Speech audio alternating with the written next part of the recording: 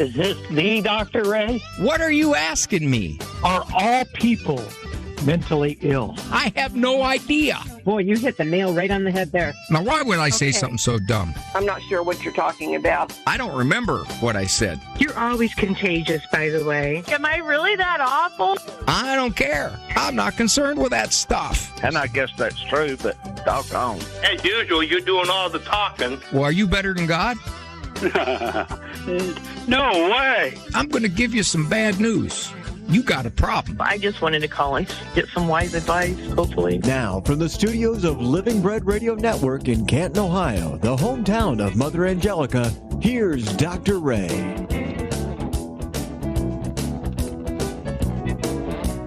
I'm asked often, do you yourself have any phobias, Dr. Ray? Yeah, it's something I've been living with for, probably 30 plus years now at least. And that is one of these mornings while I'm having my coffee, the real owner of my coffee mug, world's greatest father, is going to come in and want it back. So far, I'm holding it. I want to be the world's greatest call-in host, but there's too much competition. But I would be content just to have you call in. That'd be good. 877-573-7825. You will hear the mellifluous voice of Eric Dumont, call screamer. Andrew Kruchek, of course, controls all the buttons and the knobs and the flashing lights there in Ann Arbor. Why would you call in? Up to you. Situation in your life, people in your life, all the way from conception out to eternity. This infinitely small sliver we call earthly existence is where you and I focus our minds and our interventions, whatever we can offer, get a little murky as we head towards conception and have to do some speculating as we head out towards eternity. But if you're living right now in this tiny little sliver called earthly existence, call in. 877-57-EQUAL is the number. And speaking of numbers, a number of announcements. You can choose as you wish these announcements. If you want to join any of them or join none of them, that's up to you. But for sure, join me now here on the radio. The first one is through Guadalupe Radio Network. I will be doing something I have not done for, I don't want to think how long. Probably goes all the way back to when I was in middle school. Offering a parenting course, an in-depth parenting course. It's going to be very practical. It's not going to be a lot of philosophy. It's not going to be a lot of my just roaming, meandering speculations, my desultory thoughts. It's going to put you in charge. It's going to help you stand strong against the forces trying to knock you off your parenting feet, the culture, your relatives even, those who question and critique you. And, of course, a lot of emphasis on discipline. Why? Because I have no doubt the people who enroll for this particular 7-week course are good parents. They're not going to give up 7 weeks if they're not caring, loving parents. Well, either that or they got no life whatsoever. But either way, even the best of parents struggle. Maybe that's too strong a word. Question discipline and how to do it and when to do it and how to do it less. And I guarantee you, I'm going to give you a lot of ideas on how to do discipline less because you're going to be better at it. It's a 7-week course. You go to, starts September, let me look at my book here. I think it's September 21. It says that on the website, GRN, which stands for Guadalupe Radio Network, grnonline.com/academy. And you'll see my picture there. Yeah, it's my senior picture. I did used to use my first communion picture, but people started saying, is this an older picture? I'll say, why are you saying that? Because I'm wearing a tie? So now I'm using my senior picture. No mustache in my senior picture. You go there, just click on it, give you the details. I'd love to have you. And we're limited to 50 people. That's it. No more than 50. So there we go. That's the one announcement. The other announcement, of course, is one I've been beating a drum on. Good Lord permitting, August 18th and 19th, we are heading down to Atlanta. Great station down there, the Quest, AM 1160. Atlanta is going to partner with us in presenting Living Right with Dr. Ray, the TV show. Now in season, I believe, where are we? Season 16, I think. I look back on that first show, the first season. I think, why was my kid doing this show? Gee, his mustache is still black. Huh. Anyway, Holy Spirit Catholic Church is where it's at, August 18th and 19th. If you'd like to enroll, you just go to thequestatlanta.com. Big banner will pop up. 5:30 and 7:15 are the shows. 2 a night. In between, give you some food. You can come to 1, 2, 3, 4, and please bring the kids. Kids are great. We've used kids in the bits. The audience is a critical part of the program. Without the audience, there is no program. That's as blunt as I can make it. You will take part, and you will see your face on EWTN. Okie doke. All right. That said, I know I'm going to run way over on my opening monologues. Andrew says, come on, Dr. Ray. Where am I here? Let me get where it is. I don't know how to use. I got a new phone here. My old phone had a rotary dial. There it is. Okay. I touched upon this, I believe it was last week. Of course, many of you listening have been ostracized, shunned, contact severed from your adult children. I just saw a stat right here. 25% of young adults in the U.S. are estranged from one or both parents, or have been. Maybe some of you have been estranged, and then there's been some kind of trickle of reconciliation there. Now, that said, I did go over some of this. The point of this article was this. Where is this, the survey? One third of parents with estranged adult children claim that the breakdown in their family's relationship stemmed, at least in part, from advice their kids got from a therapist. There you go. Yes, I started talking about this 10, 15 years ago. I said, what are these therapists doing here? Therapists are all coming in and deciding that your parents aren't worth talking to. Now, there's a whole bevy of psychologists who basically say, yes, this is good. We're finally recognizing how pathological our parents were. You know, all the ways they spanked you. They did stuff like that. You know, they even yelled at you a couple times. They did all kinds of that really, really ugly, nasty stuff. And it's good. It's good that you have a distance from them, you know, for your own peace. And you have to set up boundaries because they're toxic and you were emotionally abused. That's a lot of it. My experience has been that the majority of parents who are cut off are not cut off worthy. They are human with all their frailties. And many of them, in my book, would have been good parents. They were good parents. They are good parents. In many cases, the kids are spoiled, grown-up brats. Ungrateful, intolerant, self-absorbed. Not all. I know there are those of you listening saying, Dr. Ray, if you knew my mother, you wouldn't be anywhere near her. Okay, I'm talking generalities here. And I've commented that many of them don't run their lives well, and then they turn and they blame their parents for not running their lives well. So all that said, where I wanted to jump off on this, why would therapists do this?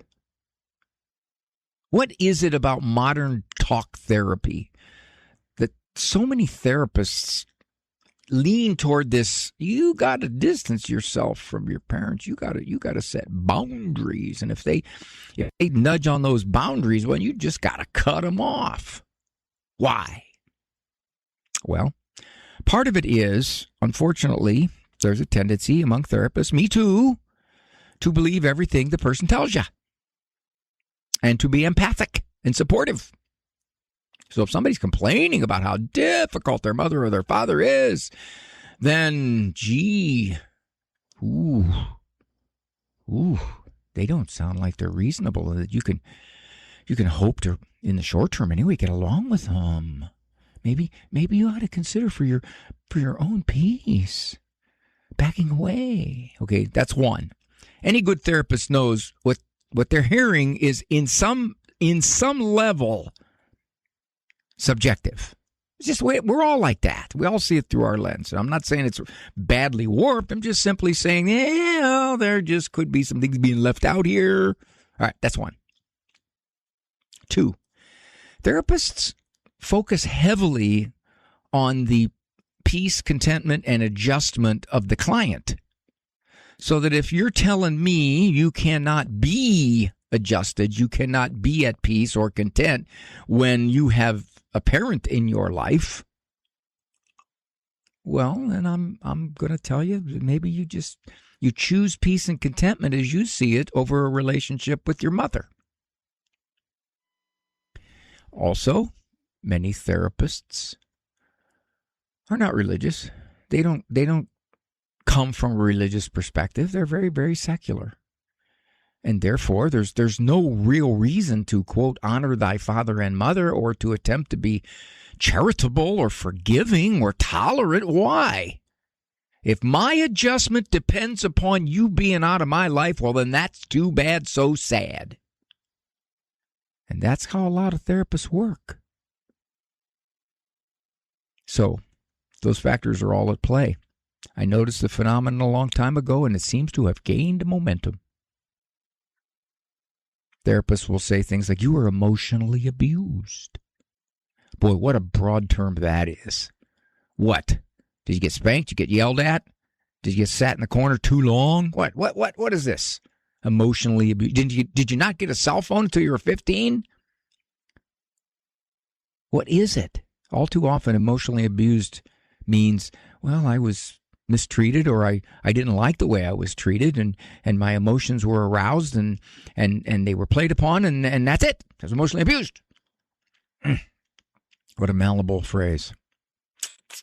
So just some thoughts on why so many therapists seem to be involved in the kids separating from their parents. And I will tell you this, parents, this is me, this is who I am. But if one of my kids were to cut me off, and I tried to reconcile, I did everything I could to try to reconcile, and I look back on it, and I said, yeah, if I had any faults, it was because I was a human father. There'd be a part of me that would be mad. Just like, okay, well, okay, that's what you want to do it. But I'm not going to take on the guilt and the pain because you did that. I will not. But that's me. I'm not a mom. All righty. Take a break. 877-57-EQUAL. Let us talk.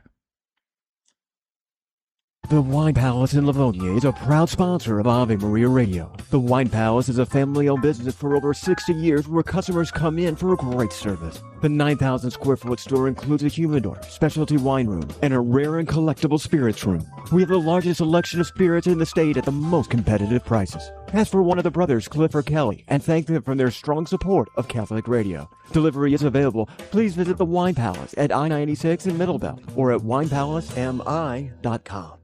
When was the last time you truly unplugged? Step away from the noise of everyday life and discover God's peace at the Capuchin Retreat Center in Washington Township in Macomb County. Surrounded by peaceful woods and inspired by the spirit of St. Francis and Blessed Solanus Casey, you'll find time for prayer, reflection, rest, and renewal. Whether you're seeking direction, healing, or simply peace, visit capretreat.org. Come away for a while. God's peace awaits you here. Hi, I'm Vanessa Denha-Garmo. Your kids are grown, and the difficult choice of who will raise them in case of an untimely death has passed. Stop making excuses. Go to mycatholicwill.com. A legal will is short and simple, and thanks to our partnership with mycatholicwill.com, when you use the promo code AVE, A-V-E, your will is absolutely free. No hidden costs whatsoever. Visit mycatholicwill.com. Underwritten in part by the following nonprofit. Do you feel as though life is flying past you? Are you desperate for a way to find moments of peace and quiet? Lord, Teach Me to Pray, the free Ignatian prayer series, will open your heart to His voice, to the peace you are seeking and the only love that fulfills the human heart, Jesus. God is calling you to true joy, knowing Jesus personally. Lord, Teach Me to Pray is free. Go to LordTeachMeToPray.com, click on the red box, order the Lord, Teach Me to Pray series now. Go to LordTeachMeToPray.com.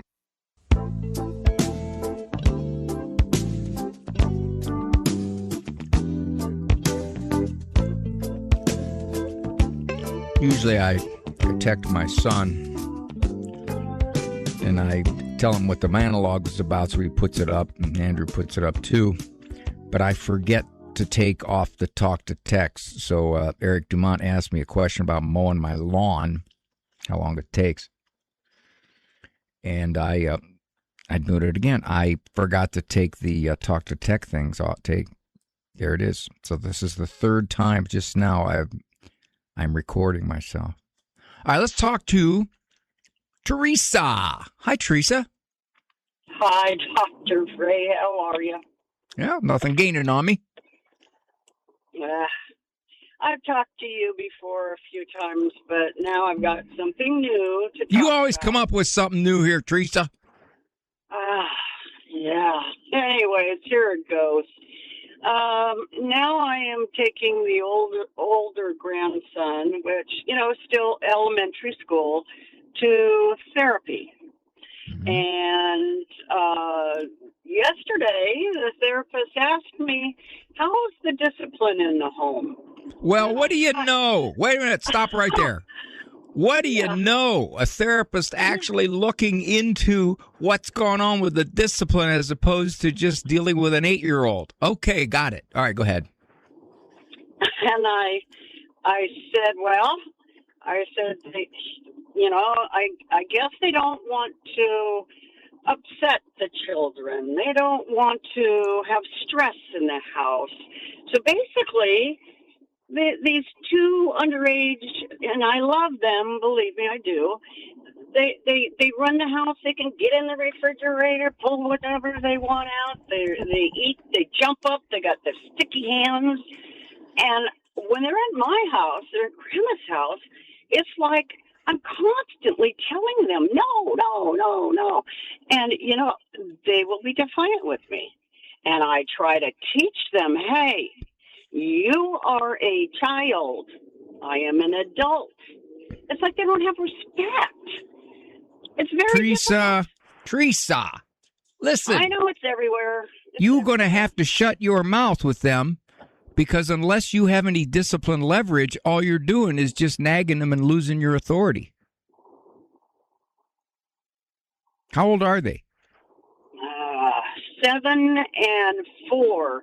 Now, the 4-year-old usually he's always been sweet as heck, but he's starting to get the one that's in the therapy that has the ADHD. He's starting to, influence him. So they're 4 and 7. Well, I don't think the 7-year-old is influencing the 4-year-old. I think if what you say is true, that there's virtually no discipline or very ineffective discipline, then the 4-year-old is just going to be undisciplined too. He's just not as bad because he's younger and he hasn't had as many years of being unruly. So all that said, here's a prediction that 7-year-old will not be in therapy very long because your daughter will be convinced it's not working. And that's true. Talk therapy with 7-year-old is very ineffective. Very. All right. That said, at your house, can you discipline? Can I? Yeah. I do. Yes, I do. And they don't like it. they'll say stuff like, I want to go home. I don't like your house. But although when I pick them up, they want to come, because it's fun at Grandma's house. I always, have fun things to do. But when it comes to the sticky hands and the not washing the hands after the... Teresa, you know what it sounds like to me? What? That you're a loving grandma who disciplines a lot better than her daughter, but you don't discipline all that well.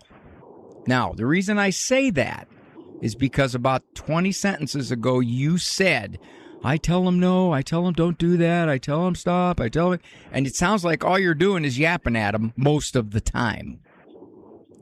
Well, no, when I was telling you how many different things I have to discipline them on. Are they in the... Wait a minute. Now, hold on. If there's how many different things you have to discipline them on, are you telling me that, let's say that 7-year-old, when he comes to visit you for however 4 hours, that he hits the corner 10 or 12 times? They spin the nut. He hit the corner 10 or 12 times, yes. Well, okay. Then if that's true, if you're basically saying, I make a request, it's a legitimate request, and I back it up with action. Okay, if that's true, and you're at least, let's say, 25% consistent, which is really pretty good with discipline, then what you're fighting is the fact that they're learning the exact opposite the other 80% of the time, 90% of the time they're in their home. So what's going to have to happen if you're going to watch them, you're going to have to teach them that Grandma doesn't nag you, she means what she says, and she follows through. That's what they're going to have to learn. The 4-year-old will learn it quicker. The 7-year-old, yeah, he's already been tagged ADHD. He's already been in quote-unquote therapy, and your daughter's looking at her son like, what's wrong with him? Why is he like this, right? No, actually... No. Oh, come on. Actually, no. Actually, she does think that he's a special kind of kid because he was born with the open palate, and the cleft lip. So I think that she assumes that because he is learning challenged, I should say, that that is more of the reason why. Well, okay. See, what you kind of answered my question in the affirmative. In other words, there is something wrong with him. Mm-hmm. He's learning challenged. He has a cleft lip and palate. Now, cleft lip and palates, by the way, do not have to be associated with intellectual delays. My oldest son has a cleft lip and palate, and he is absolutely very, very intelligent. So all that said... excuse me, hang on one second. Did he have to have 3 surgeries on that palate? 6. Oh, jeez. Yeah, last one was a 22. Yeah, so come on, and he was probably one of the nicest young boys you're ever going to find. So all that said, it sounds like your daughter's attitude is one that I see all the time, which is he's a special child, and therefore I can't really discipline him like I otherwise would. Although it's questionable whether she otherwise would, because it sounds like she's not disciplining the 4-year-old either.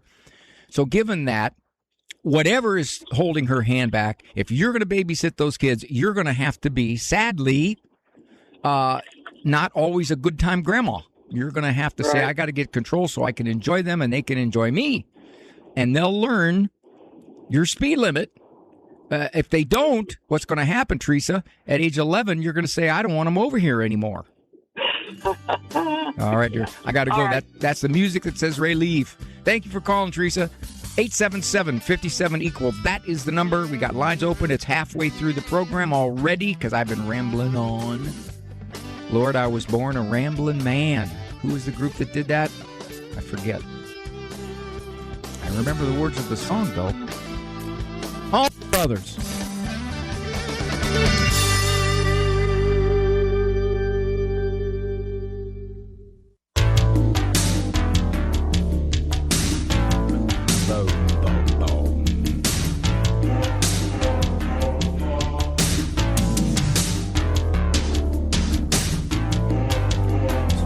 comment here before I go to the calls here. This was a therapist said this. We are in a culture where we emphasize fragility. Everything becomes trauma. And the solution, increasingly, is to split and leave. But then he said this, and I agree with him.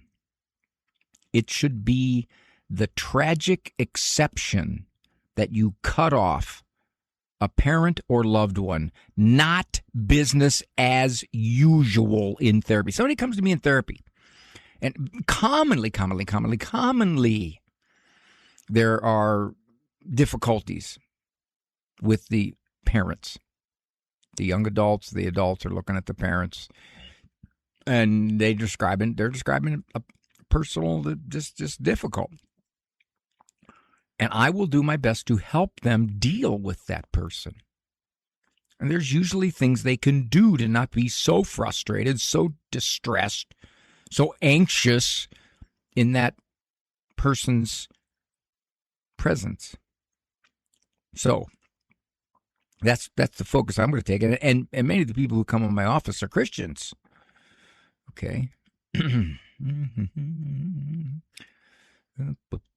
All right. Well, I can go to that call, Eric. Is that ready there?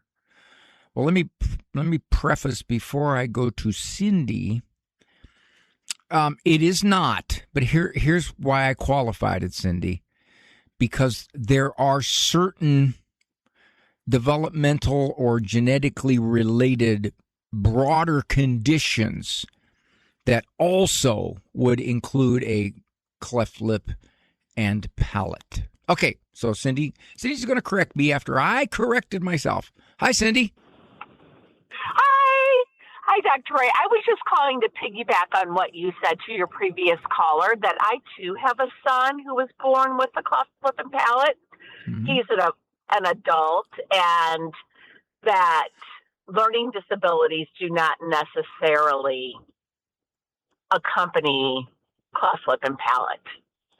I know a lot of times parents think when their kids are born, oh my goodness, and you're right, sometimes there are syndromes and things, but by and far, myself being in education, most cleft lip and palate kids are very average learners, above average learners. Cindy, are you aware that prior to surgery repairing cleft lips and palates, that was probably the number one reason for an abortion?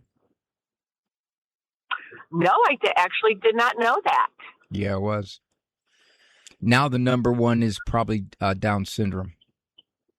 I did know that, yes. Mm-hmm. Mm-hmm. Very unfortunate.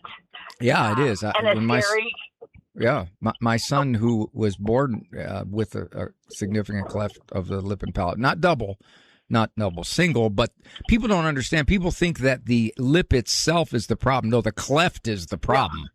That's where you got all kinds of trouble. Yes. Which can also lead to hearing issues, which can then require speech therapy and just down the line.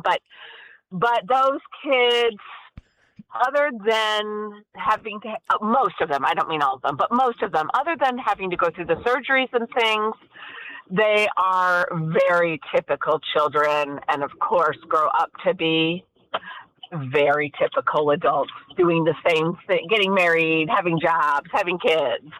Cindy, how old was this a boy? Because boys are more likely to have clefts. Yeah. Okay, so yes, it was one of my sons, our sons. How old was your son when he had the first stretching of his lip, to get enough tissue to stretch to be able to sew it together?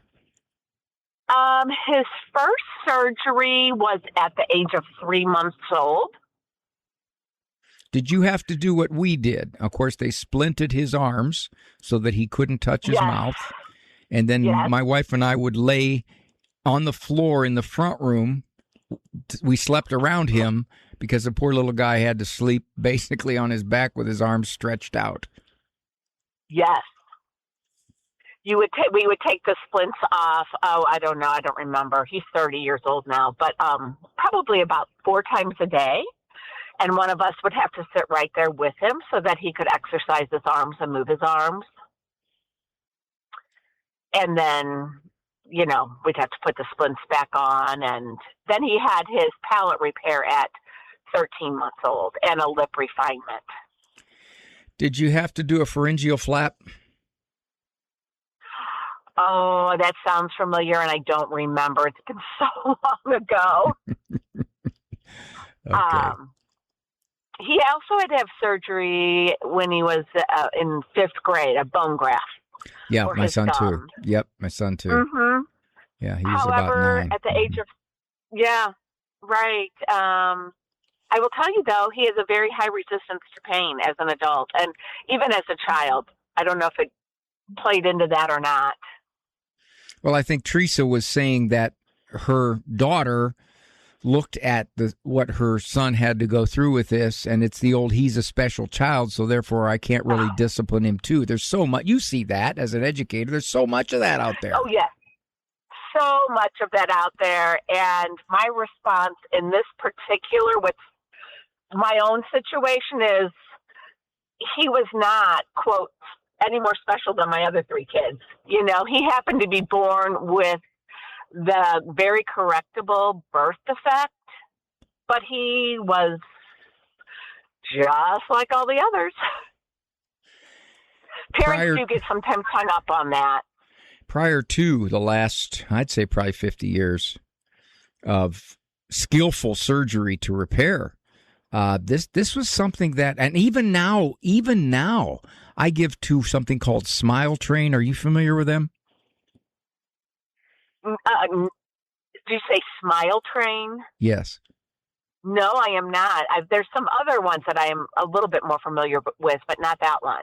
These are doctors that go to places that the kids would otherwise essentially be fully cleft with no repair for their lives, which of course is problems in eating and talking and infections and just it's just a devastating kind of thing. And they go in and they repair these kids. So, well, I'm glad you probably support a group like that. Yes, actually, one of my son's doctors, when he was a child, his doctor, I think, spent 3 weeks in another country doing exactly that. Well, Cindy, I'm glad you called.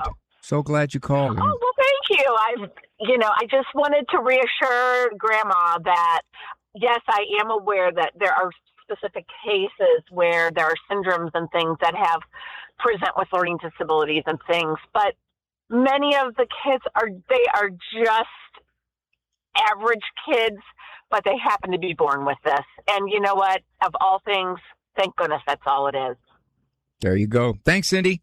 Appreciate it. Thank you. Take care. Okay. Bye-bye.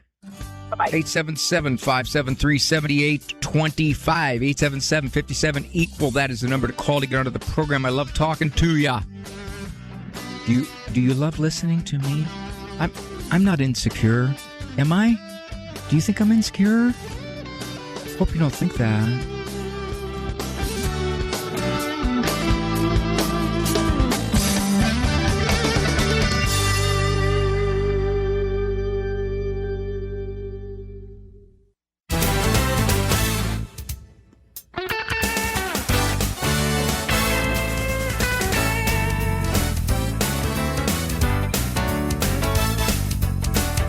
Thank you so much for joining me here on The Doctor Is In. I'm Dr. Ray Guarendi.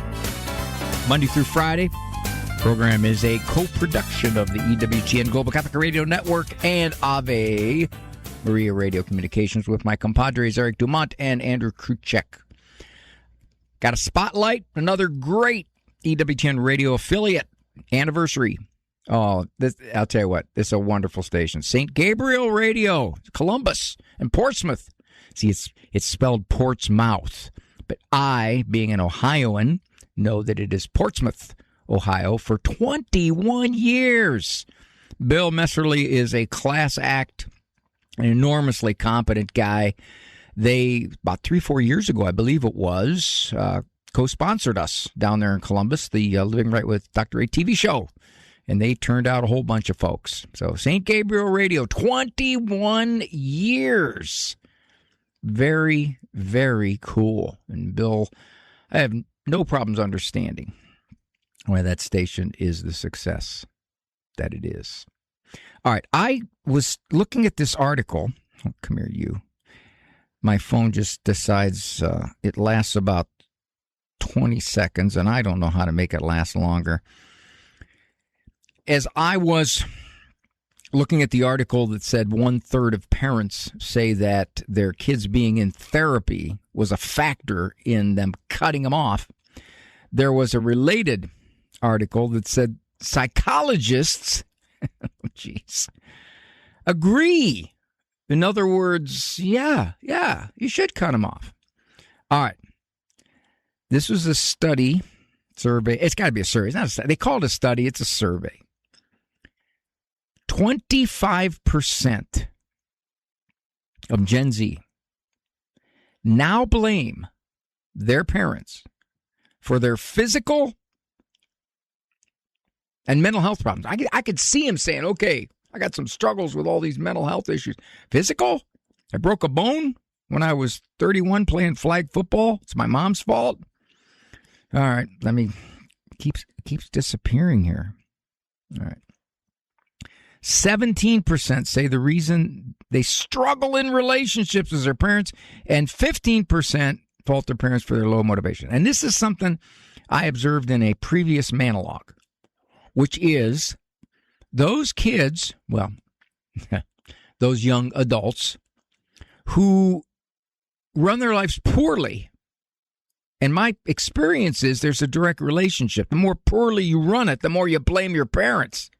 Instead of looking at yourself, doing the hard work of self-improvement, no, it's easier just to point the finger. Some Gen Zers, 5% of them, blame their parents for everything going wrong in their lives. A poster, one person, I guess that's a person who posts a poster. When I think of poster, I think of this, 3x5 thing. My fatal flaw.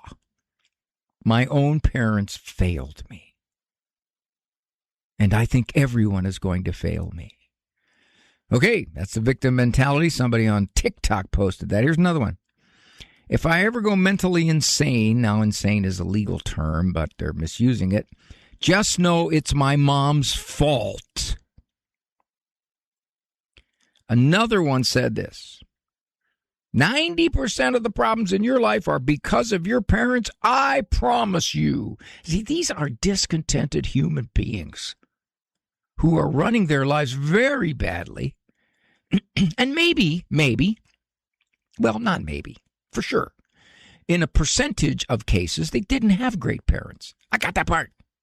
Bad parents can really have a hand in people living a bad life as young adults. However, the percentage of my struggles as an adult shouldn't be 92% parental fault. Here's what he said. This is the guy. Now, this goes back to what I said about some of these young adults are just spoiled brats. You couldn't afford to go to college you wanted? Your parents. You went to school hungry so you couldn't focus? Your parents. Now, wait a minute.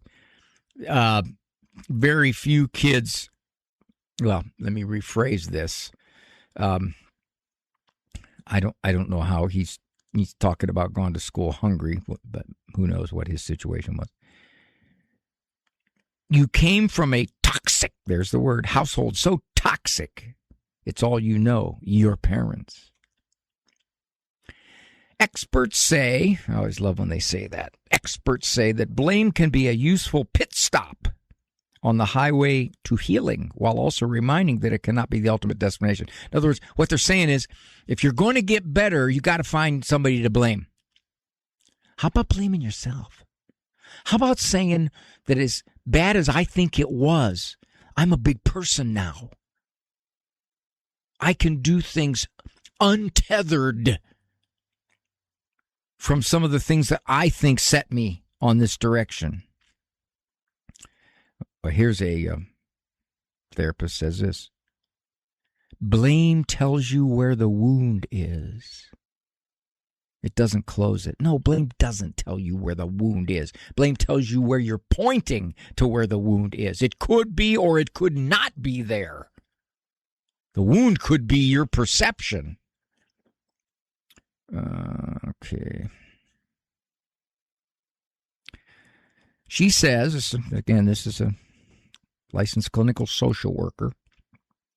She says that the now commonplace social media explanations, meaning how much my parents are at fault, that in her 4 decades of practice, she's never seen a client heal without first acknowledging what happened to them and that it wasn't their fault. Well, that's a pretty blanket statement. Acknowledging what happened to me. What exactly happened to you? I know there's a lot of people right now listening to me. I mean, I've got an audience of close to 160 people.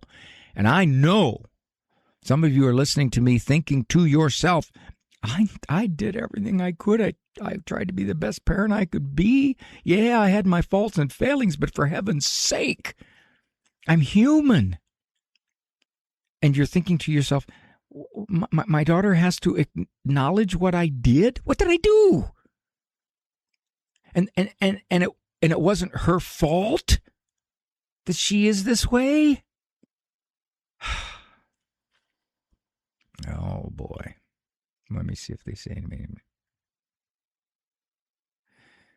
Okay, I'm still quoting the therapist. You need to go into your childhood and bear witness to the relationship that you had with your parents. You know, I can look back on my mom and dad, and I parent somewhat differently than they did. They were part of their generation, where the practices in that generation were more acceptable. All right, so the parents, the grandparents even, who parented a certain way, were not parenting so much out of the norm. And what so many shrink types are saying is that, well, yeah, they were parenting that way, but we now realize how terrible that way was to parent. And that is why these kids got to go back and look at it and say, yeesh, I really got messed up. Now, this I like. This I agree with totally. PhD. Real healing occurs when the patient gains insight about why the parent did what they did. Okay? I.e., their father was an alcoholic, mother was sexually abused when she was young. Feels compassion for the parent and wants to work toward forgiveness. Ah, nice summary. I'll be back. This is Dr. Ray. Ave Maria in the Afternoon is underwritten by the following nonprofit organization: Real Estate for Life. Buying or selling your home or business property? Real Estate for Life can connect you with one of 1,400 pro-life real estate agents around the world. When Real Estate for Life receives a referral fee, they donate 70% to Ave Maria Radio and Human Life International. More information at realestateforlife.org or 877-LIFE-US1. That's realestateforlife.org. This Ave Maria program brought to you in part by the following nonprofit. One of the greatest threats to your family isn't a disaster or a virus, but addiction. In nearly every family and every pew, someone is silently struggling. Beginning July 11th, Shalom World TV and the I Thirst Initiative present Unshackled, a powerful new series on the Catholic Church's response to the addiction crisis, bringing together leading voices to discuss real healing. Stream it free at shalomworld.org or on the Shalom World app today. This week on Christ is the Answer, Father John talks about wasting time with God. What does it take to really get to know someone? Well, you spend time with them. This is especially true with our deepest connections, as we want to be with our loved ones, even if we're not doing anything but spending time in their presence. Tune in this week as Father John shows us the fruit of wasting time with God, as well as how Mary is the perfect disciple. Tune in for Christ is the Answer, Monday through Fridays at 11 a.m. on Ave Maria Radio. Hi, this is Vanessa Denha-Garmo. Between school, sports, activities, and family commitments, life can get busy. That's why Sylvan Learning now offers personalized one-on-one academic coaching online from home. Whether your child needs help in math, reading, or test preparation, Sylvan creates a customized learning plan designed specifically for their needs. Sylvan Learning Expert Coaching, flexible scheduling, real results. Visit mysylvancoach.com to learn more.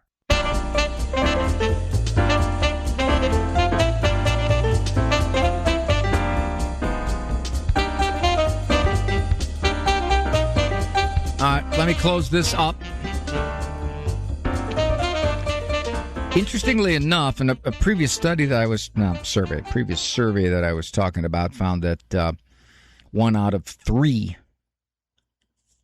parents felt that their child's going to their young adult, or not even so young adult. I mean, the people listening right now, their children are in their 40s, maybe even 50s, and this has gone on. And interestingly enough, they decided to do the severing at some point at age 36, okay? That 1/3 of them said therapy. Therapy was a factor. Their son or daughter went to therapy. Well, not a surprise, because I just came across a survey, 2023. 55% of millennials, that's up to age 35 roughly, and Gen Zers, that's up to about age 27, reported having been to therapy. Now, as a therapist myself, the majority of those, my experience is they don't stay. They don't stay. They come 1, 2, 3, 4 times, and then they move on. They either cancel or whatever. And you say, well, Dr. Ray, that's because you're a bad therapist. No, I saw a survey that said the average attendance in therapy is about 4 sessions. Okay. Then this is interesting. This recent, they called it a study. Again, it's not a study. It's a retroactive survey, thinking back, and those are unreliable in and of themselves. This most recent study, I'm going to call it a survey, found that I love the way they report this. 52% of Gen Z respondents had been physically or verbally abused by their parents. See how they say had been? This is exactly the point I was making earlier, which is automatically whatever you tell me is reality.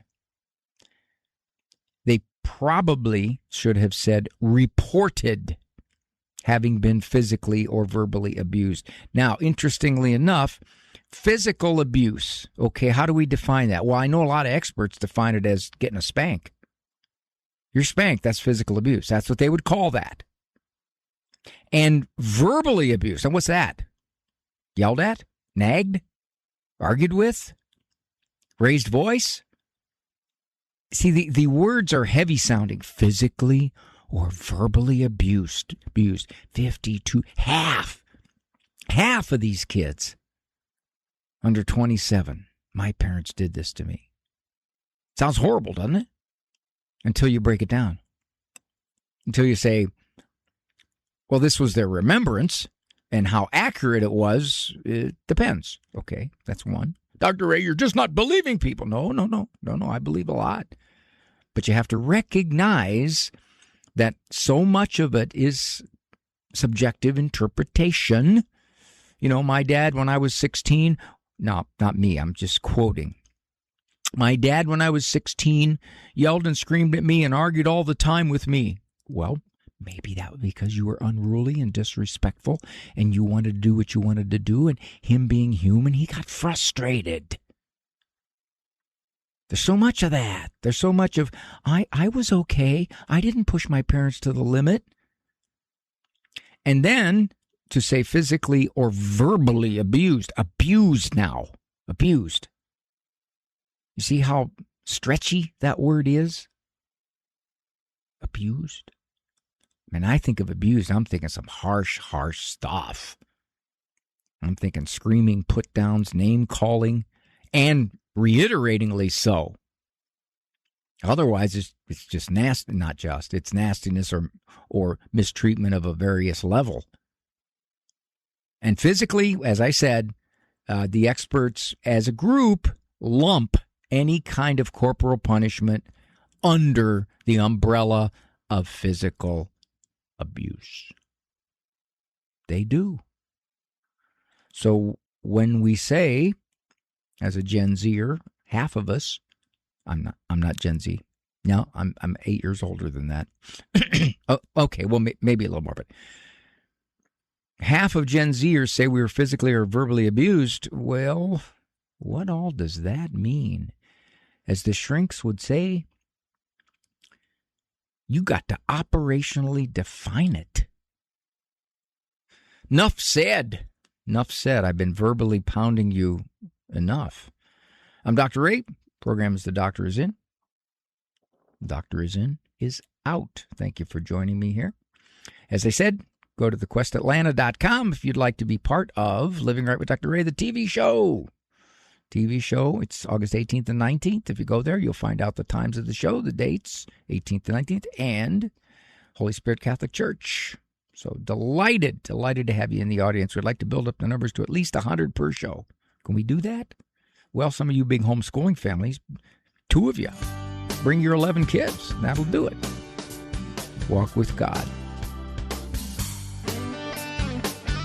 For information on Dr. Ray's presentations, books, and CDs, visit drray.com and follow him on Facebook and Instagram. The Doctor Is In is a co-production of Ave Maria Radio and EWTN Radio and carried across the EWTN Global Catholic Radio Network.